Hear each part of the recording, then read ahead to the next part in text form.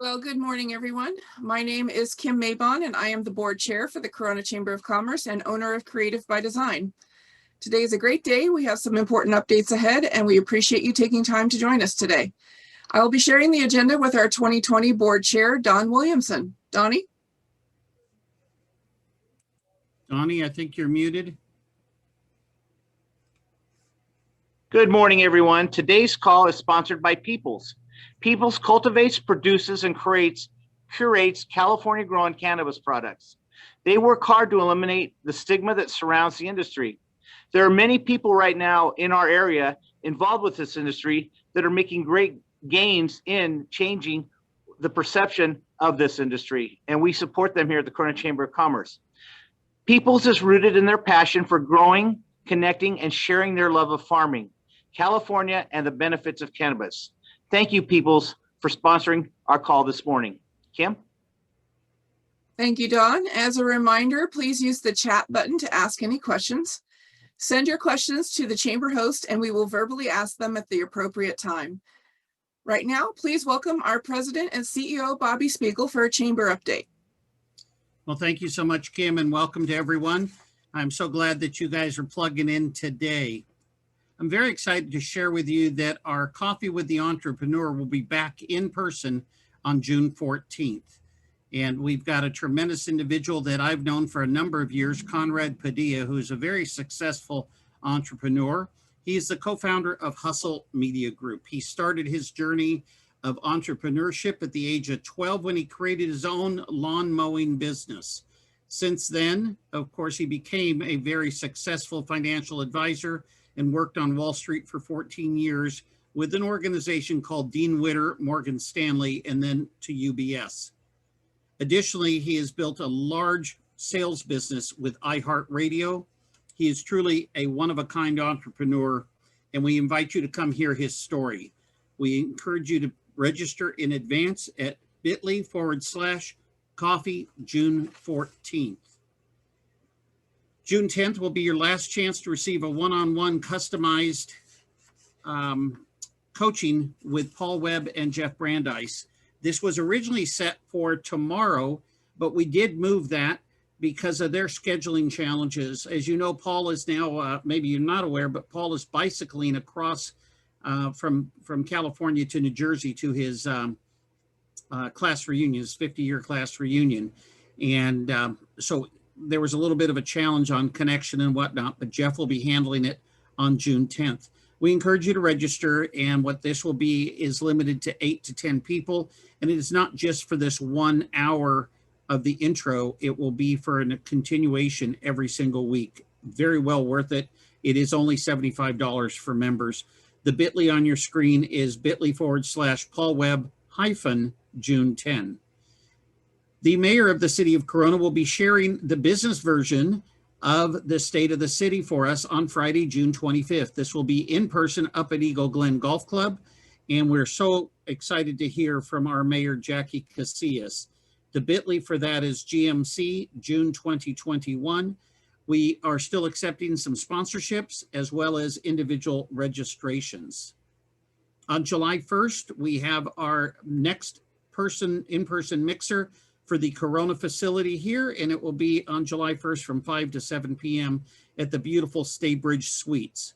This is an opportunity for you to make valuable connections with business owners from across the area. To attend, it is $10 per person, $20 for non-members, and space is limited. If you would like to get a booth there, we have a limited number of tables for exhibiting. bit.ly/CCS July 1. The CCS again talks about Circle City Social. I did want to also, while we're on this slide, I want to let you know that we have another mixer, which is called a mega mixer, in the middle of June, and that'll be at the Lake Elsinore Storm location. I have 2 spots left. If you are at all interested in doing something on a regional basis, please connect with me today. The next slide will be our July 22nd Economic Summit, and we are so excited about this. It is a forecast that Dr. Chris Thornburg will be presenting to all the attendees. There are 4 chambers that have partnered in this, and I want to acknowledge the Brea Chamber, Yorba Linda Chamber, and Chino Valley Chamber that is working with us. At the Corona location will be Eagle Glen Golf Club, and a big shout out to our presenting sponsor, United Paving Company. This will be on July 22nd, and it will be a noon time event. Please go to the bit.ly/econ forecast July 22nd.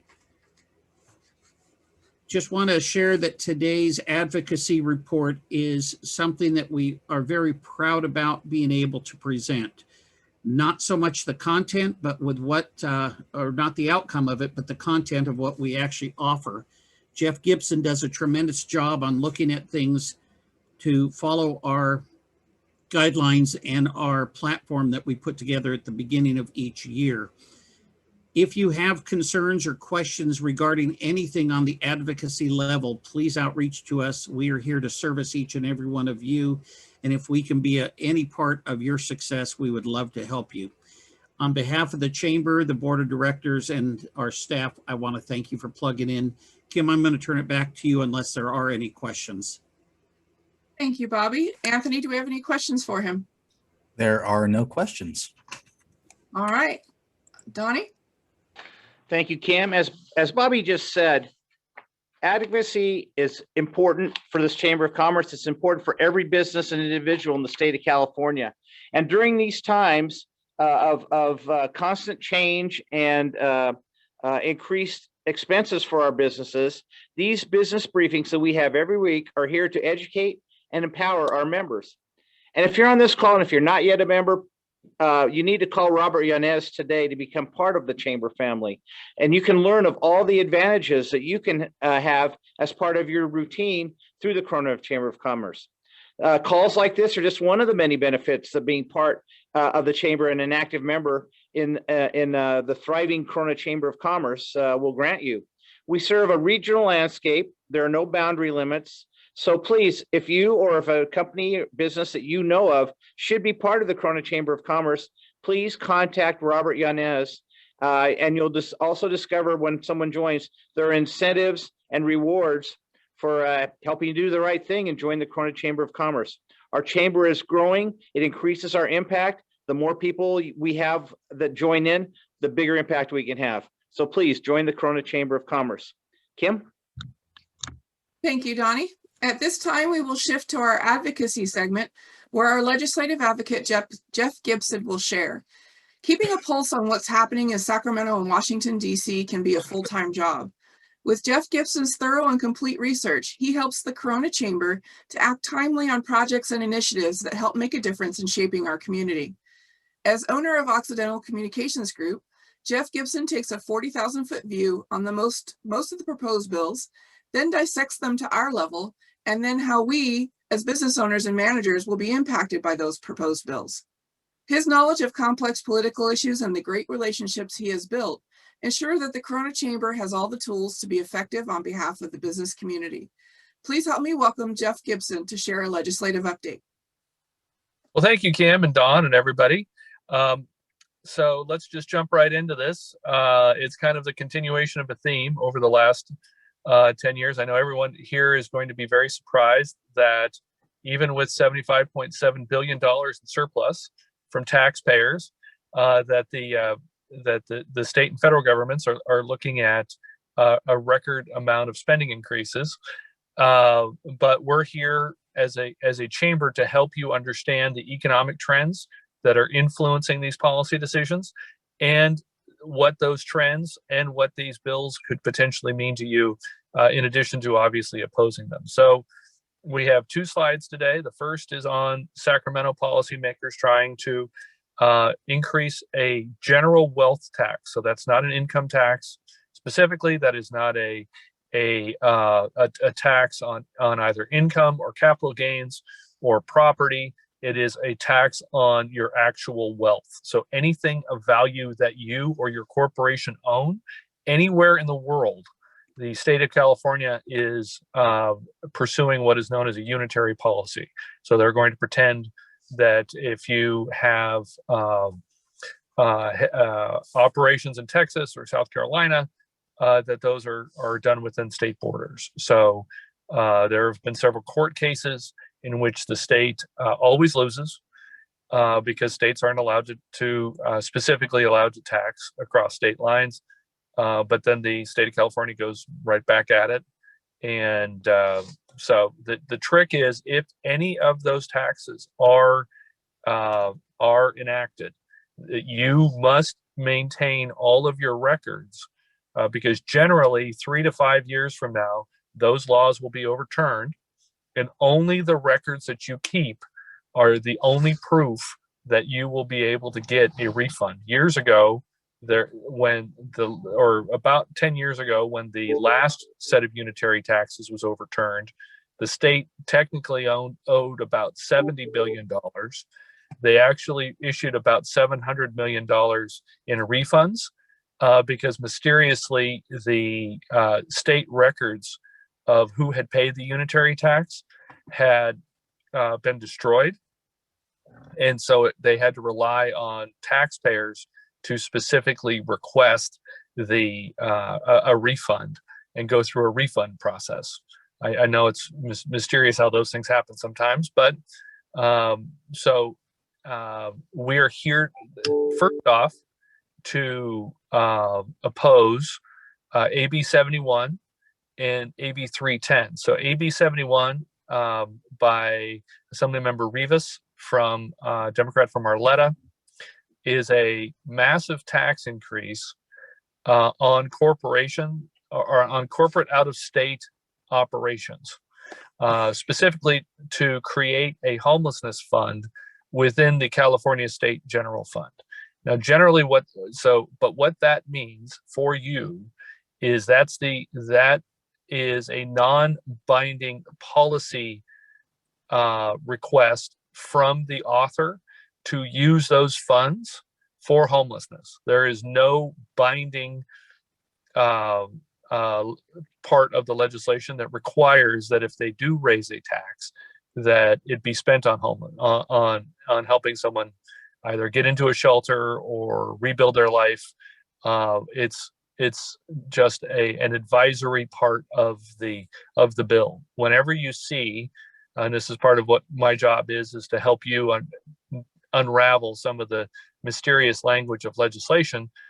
Whenever you see a government agency dedicating revenue to a general fund, that is an accurately named part of any local, state, regional, any government agency that follows government accounting rules. A general fund is precisely that.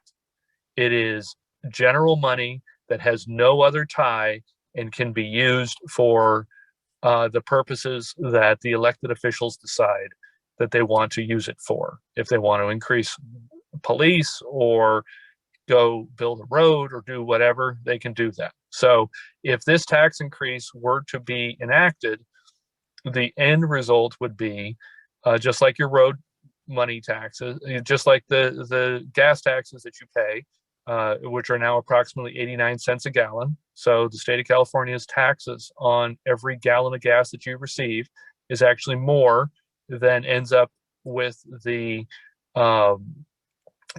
oil company. So you can kind of try and wrap your head around that. But those go into the general fund. Unfortunately, they don't go into a transportation fund like they were supposed to. So I'm just giving you a little bit of a background here. But AB 71 by Assemblymember Rivas is a corporate tax increase specifically on out-of-state operations.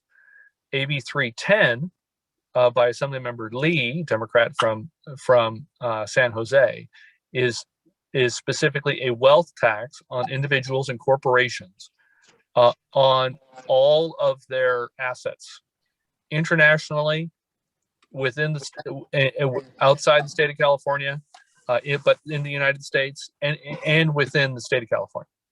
And so we would be joining with a number of business groups, including the Howard Jarvis Taxpayer Association, that are opposing both of these tax proposals.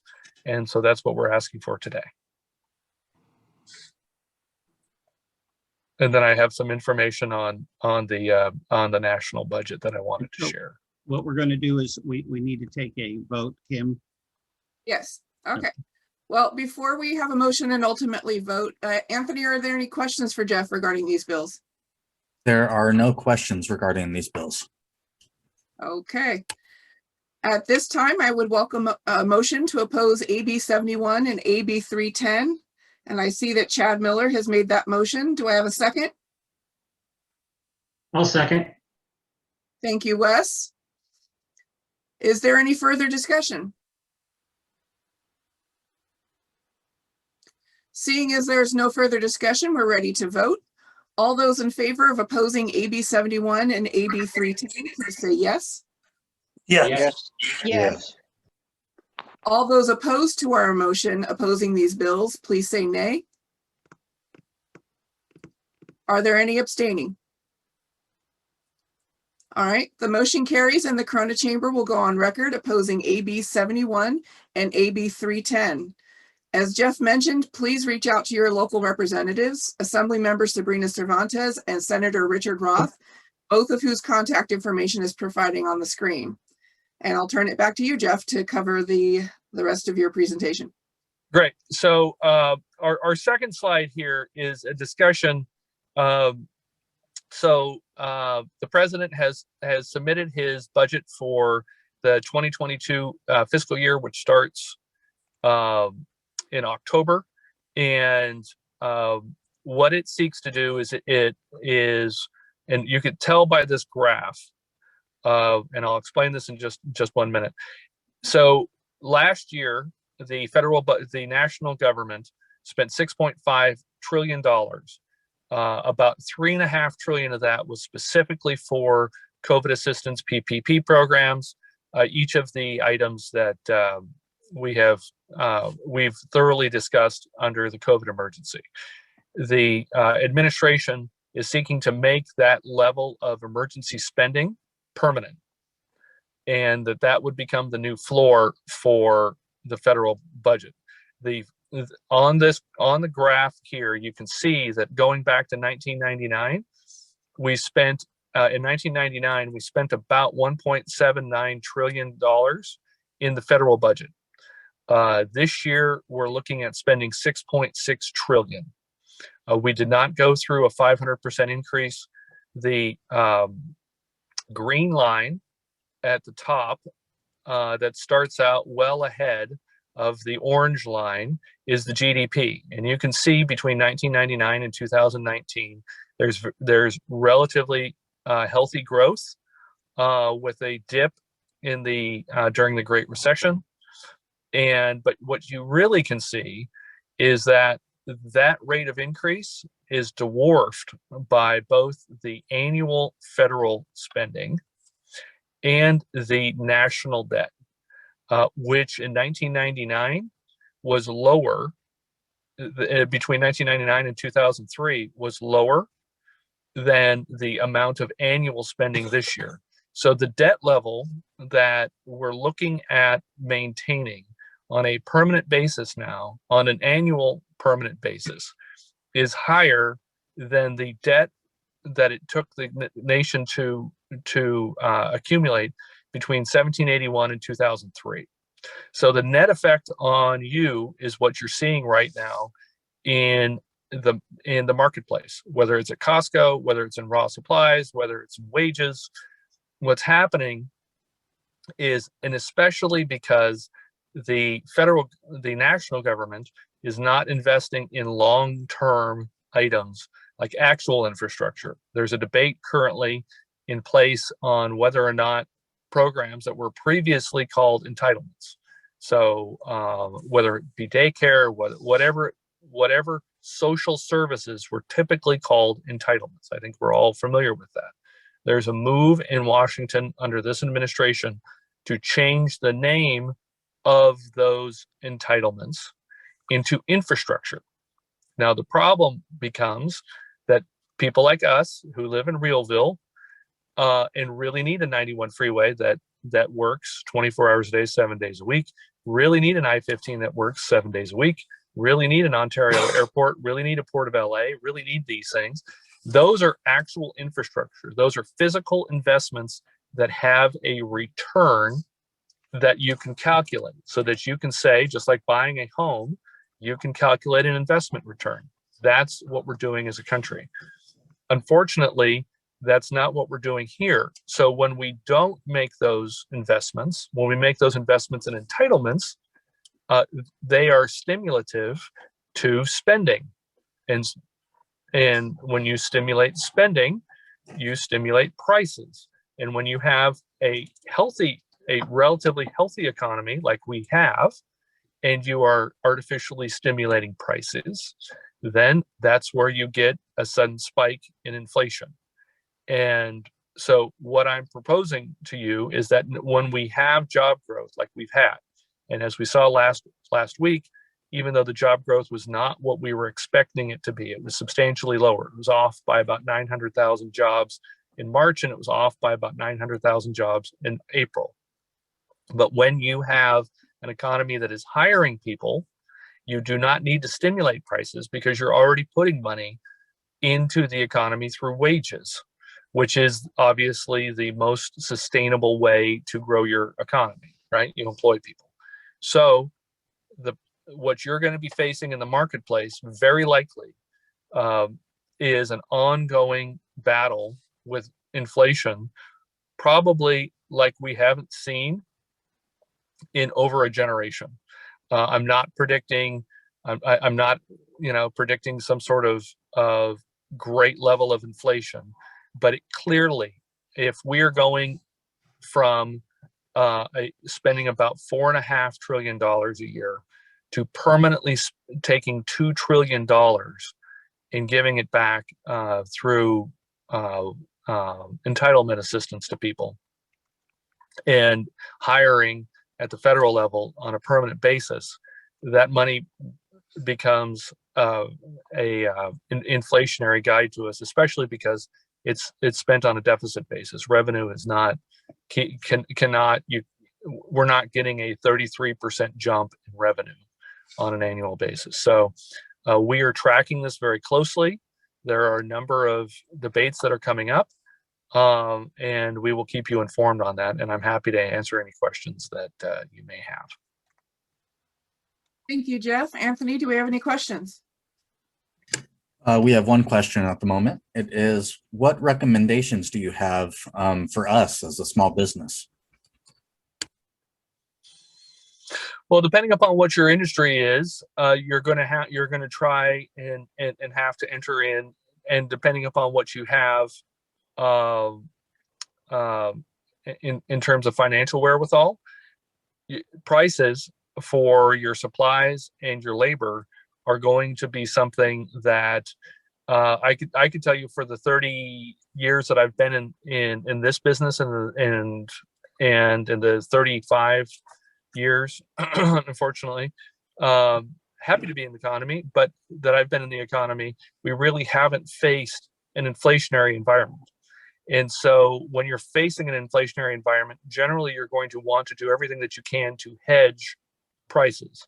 So if you can enter into future contracts, if you can, that's probably something that you're gonna want to do. I've had several clients that have, instead of going after wages in an inflationary environment, kind of bidding against each other, have looked at setting up benefit programs, 401ks, for instance, for their hourly workers, if just to maintain some of those things. So those are the items that you're probably going to want to be looking at as we go through this, and it is not the restart of the economy. I understand the restart of the economy would not lead to higher prices. It does lead to some supply disruptions, which you can imagine.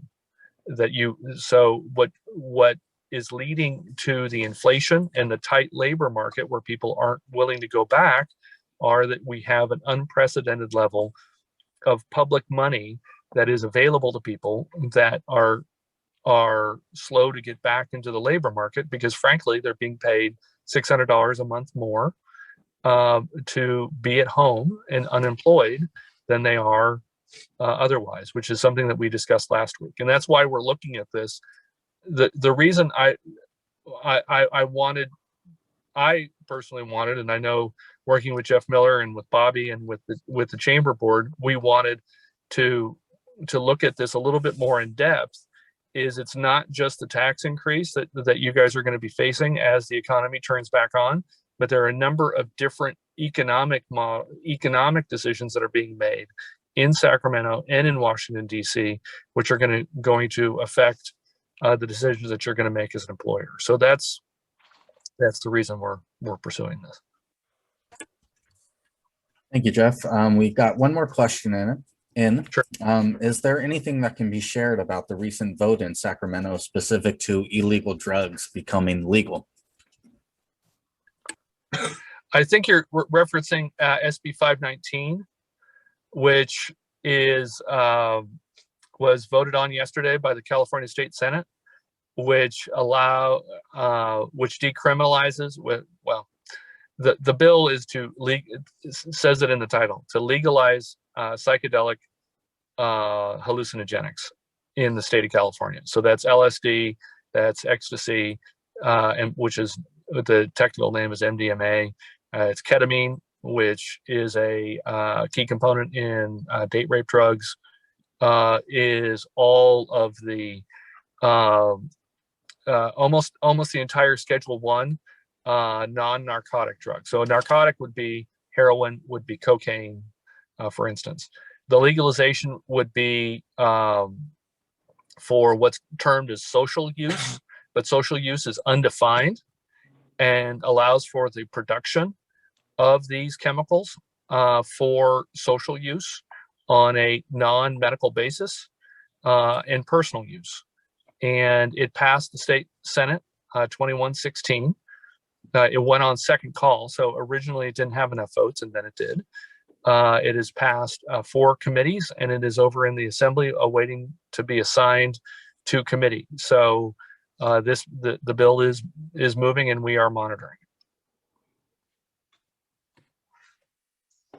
So one more question, clarifying the drugs of heroin is not legalized, or is it now legal? Well, nothing has changed on the legality of any drugs. So the state Senate has decided that in its current form, it is willing to allow for the legalization of a number of psychedelic hallucinogens, including psilocybin, psilin, which comes from mushrooms, MDMA,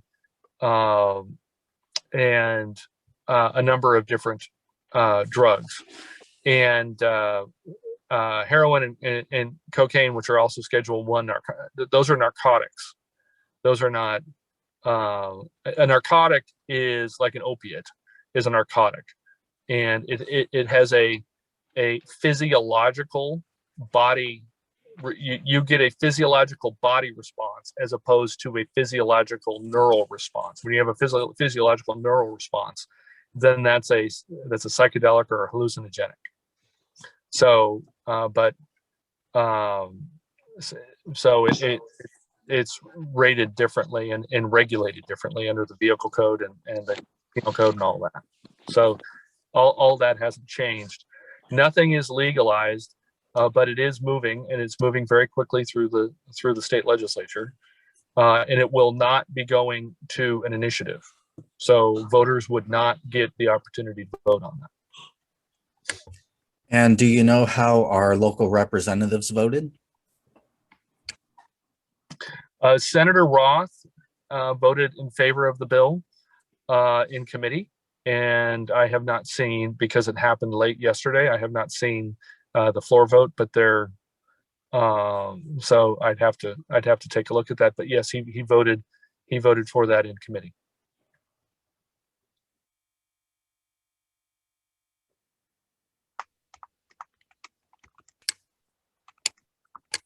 Thank you, Jeff. There are no further questions. Thanks. All right. Thank you, Anthony. And thank you again, Jeff, for providing us with those critical updates. Donnie? Thanks, Kim. Once again, we'd like to thank today's sponsor, Peoples. They are one of the largest retail dispensers in the United States for cannabis products. They have something for everyone, no matter your current level of experience with those types of products. They are very passionate and knowledgeable, and they truly care about the well-being of others. Learn more at peoplescali.com. Kim? Thank you, Don. If you would like to sponsor a future business briefing, please contact the Chamber. Register now to join us next Wednesday for more advocacy news. Thank you, everyone, for attending. Our meeting is adjourned. Thank you, Kim. Thank you, everyone.